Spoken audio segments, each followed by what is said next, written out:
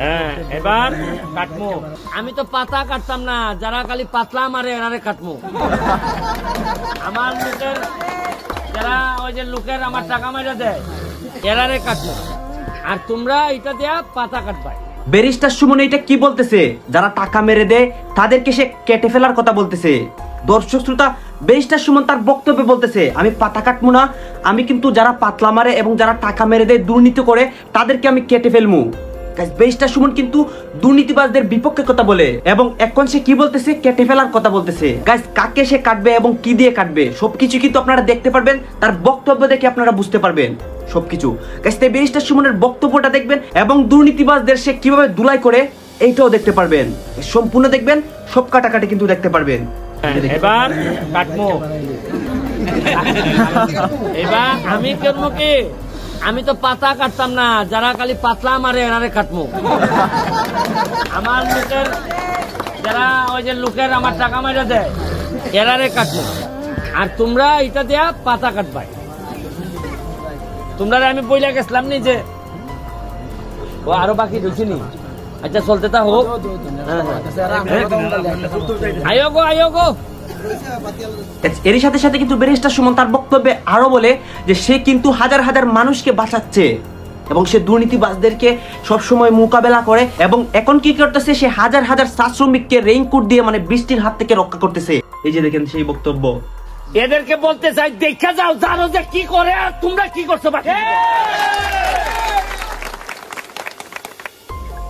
বলছো আমার জন্মের মধ্যে অভিশাপ আছে, এবার দেখা যাও অভিশাপ বলা তোমাদের মুখে বলা অভিশাপ বলা ছেলে কত মানুষের শান্তির কারণ হইতেছে এটা দেখা যাও। তুমি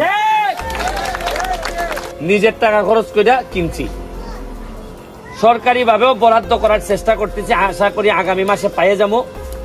আরো সরকারি ভাবেও রেইনকোট কইছি যে আমি যতদিন এমপি আছি আমি কথা দিছি যে আমার চা বাগানের 24টা চা বাগানের কোন মহিলা যারা বাইরে গিয়ে চা পাতার কাঠে তুলে তাদের একজনও এই রেইনকোটের বাইরে থাকবে না।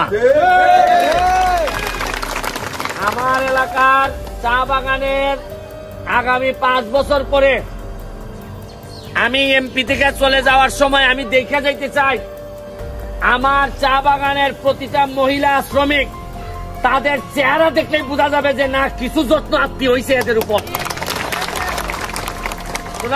যত্ন হয় কিনা গাছের অবস্থা দেখলে বোঝা যায় না, মানুষের চেহারা দেখলে বোঝা যায় যে যত্ন হইতেছে কিনা।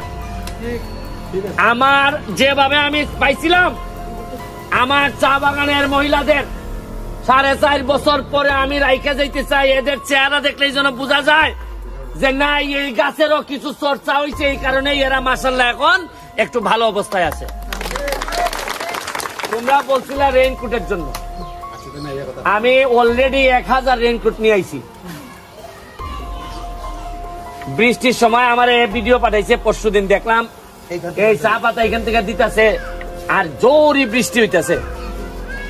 কেউ কেউ দেখলাম পলিথিন লাগাই হাঁটতেছে। পলিথিনে কি আর বৃষ্টি মানে না? বৃষ্টি থেকে পলিথিন মানে কিছুই তো মানে না। কিন্তু আমার কত হইলো মাত্র 6 লাখ টাকা খরচ করছি, 1000 আনছি। কত আনছি? 1000 আনছি। একটু পরে যাই মোট দেওয়ন্দি বাগানে দিতে। 50 বছরে কি কারো এই কথা মনে হইল না যে এই বইনটা আমার, এই মাটা আমার, এইরকম বৃষ্টিতে কাজ করে এদেরকে একটা রেইনকোট দিই।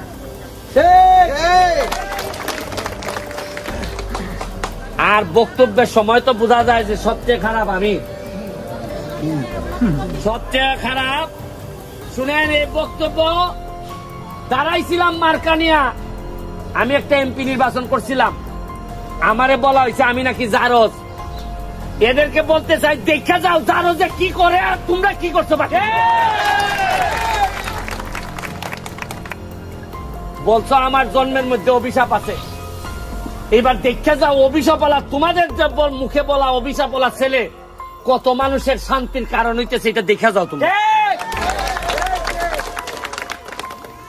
চা বাগানের লোকরা নেতৃত্ব দিবে একদিন, আমার বাচ্চার কাছে না, আমার ছেলের কাছে না, চা বাগানের বাচ্চাদের কাছে আমি ক্ষমতা দিয়ে যাইতে চাই। মৃত্যুর আগে দেখে যেতে চাই চা বাগানের লোকরা নেতৃত্ব দিবে। এটা আমার একটা স্বপ্ন। যোগ্যতার ভিত্তিতে নেতৃত্ব দিবে। আর না বহুত হয়েছে, শুধু মহিলা ভাইস চেয়ারম্যান আপনাদের চা বাগান থেকে হয়েছে না? আমি চেষ্টা করে যাব আপনাদের ভাগ্য বদলের জন্য। আপনারা শুধু আমার জন্য আশীর্বাদ রাখবেন। আরো যারা যা ভবিষ্যতে আসতেছে, ভবিষ্যতে আমার ইচ্ছা আছে আপনাদেরকে বুটের ব্যবস্থা করা, পায়ে যে বুট, যারা আপনারা গাম বুট টাইপের, যেটা দিয়ে আপনারা এইভাবে পায়ের অবস্থাও তো খারাপ, বুট আমি চেষ্টা করতেছি চায়না থেকে আনা যায় কিনা, যে সবাই জুতা দিব, জুতা দিয়ে যেন কাজের সময় আপনারা জুতা দেয়া বিদেশের মতো কাজ হইব। কোম্পানিতে যেভাবে কাজ করে, আরে তোমরা চিন্তা করো করে ভালো আলাপ না হইলে বিয়াই দিও না, কইও ব্যারিস্টার সুমন আমার এমপি। ভালো আলাপ ছাড়া আর বিয়া দিতাম না, কইলে বিয়া দিলাই হইতো না। এবার আমি তোমরা এমপি, কোনো ভয় পাইবা না। পাতলা মারামারির দিন শেষ। শেষ দিন। আমার জন্য আশীর্বাদ রাখবা। আমি আমার মার কাছ থেকে যে দোয়া পাইছি, তোমরাও আমার মার মতো, তোমাদের কাছ থেকে আমি এই দোয়া নিয়ে এই পৃথিবী থেকে বিদায় নিতে চাই। এমপি হওয়া জীবনে সফলতা না।